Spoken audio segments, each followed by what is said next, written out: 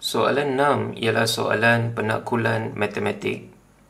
Penakulan matematik ni bab kita belajar masa tingkatan 4. Kalau kita tengok soalan 6A, dia tanya, ini ialah penyataan atau bukan penyataan? Apa itu penyataan, apa itu bukan penyataan? Sebelum itu, kita tengok dulu contoh. 5 tambah 2 sama dengan 7. 5 tambah 2 sama dengan 8. 5 tambah 2. Okey. Kalau kita tengok pada 3 contoh yang saya bagi ni, 5 tambah 2 sama dengan 7. Ini benar atau palsu? Ini ialah benar. Kan? 5 tambah 2 memang sama dengan 7. Maka, ini ialah penyataan. Kenapa dia penyataan? Dia penyataan kerana kita tahu dianya benar. Kita boleh semak, oh ini benar, maka ini ialah penyataan. Kalau yang kedua ni, kalau kita tengok 5 tambah 2 sama dengan 8. Ini ialah palsu. Sepatutnya 5 tambah 2 sama dengan 7. Disebabkan ianya palsu, kita boleh semak, oh ni palsu ni. Maka ini pun penyataan juga. Jadi penyataan ialah sebab kita boleh semak, oh ini benar, oh ini palsu.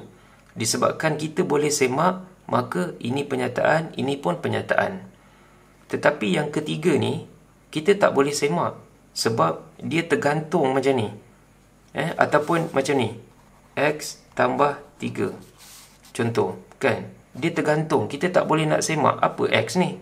Kalau macam ni pun, apa ni tiba-tiba 5 tambah 2 ni? Kecuali dia bagi tahu 5 tambah 2 sama dengan 6. Contoh, kan? Kalau dia bagi tahu 5 tambah 2 sama dengan 6, maka kita boleh semak. Ini ialah palsu. So, disebabkan ini palsu, maka kita boleh semaklah. Ini ialah penyataan. Ingat saya cakap, penyataan kita boleh semak dia. Tapi kalau kita tak boleh semak, dia tergantung, maka itu bukan penyataan.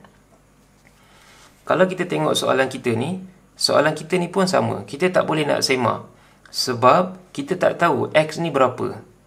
Kalau kita tahu X ni berapa, contoh X ni 2, contoh X ni 2. Saya tekan kalkulator. 3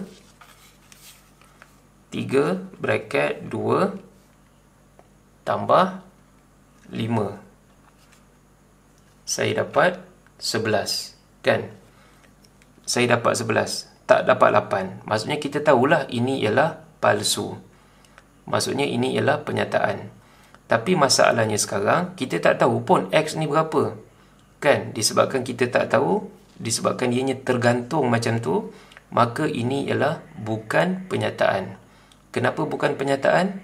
Sebab kita tak boleh semak. Kita tak boleh cek ni benar ke palsu ni. Tak boleh nak cek. Kan? Okey?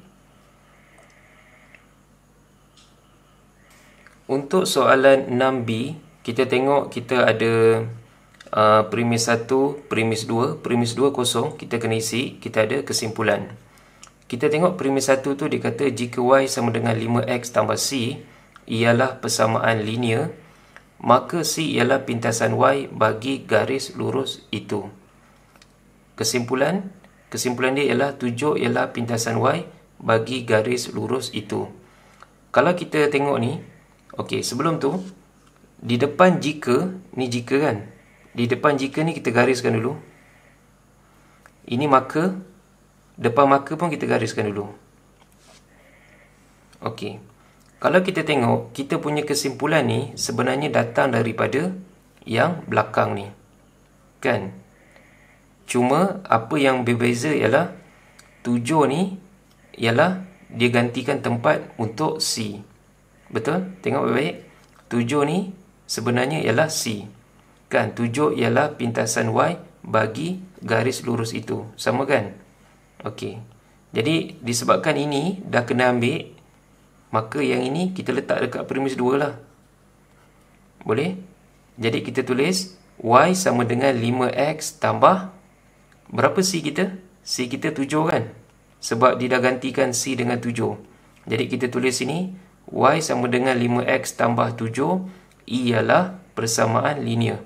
Yang ini tulis dekat sini. Saya tak tulis lah, awak sendiri tulis. Y sama dengan 5x tambah 7 ialah persamaan linear. Mana kita dapat 7? Kita dapat 7 daripada sini. Kenapa kita ganti C dengan 7? Sebab ni C ni telah ditukar jadi 7 dekat kesimpulan. Jadi premis 2 pun ikut yang ni lah. C kita tukar jadi 7. Okey. Untuk soalan C, kita baca dulu.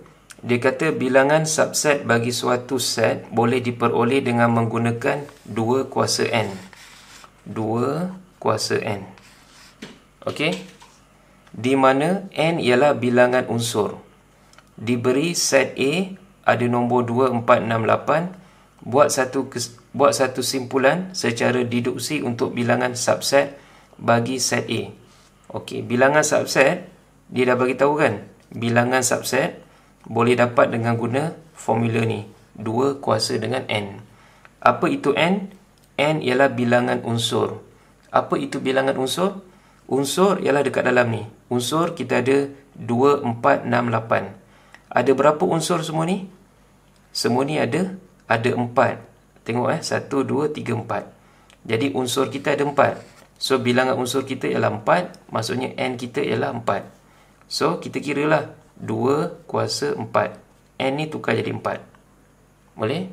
So kita tekan kalkulator. 2 kuasa 4 berapa? 2 kuasa dengan 4. Kita dapat 16. Boleh? 2 kuasa 4 sama dengan 16. Maka bilangan subset bagi set A ialah 16.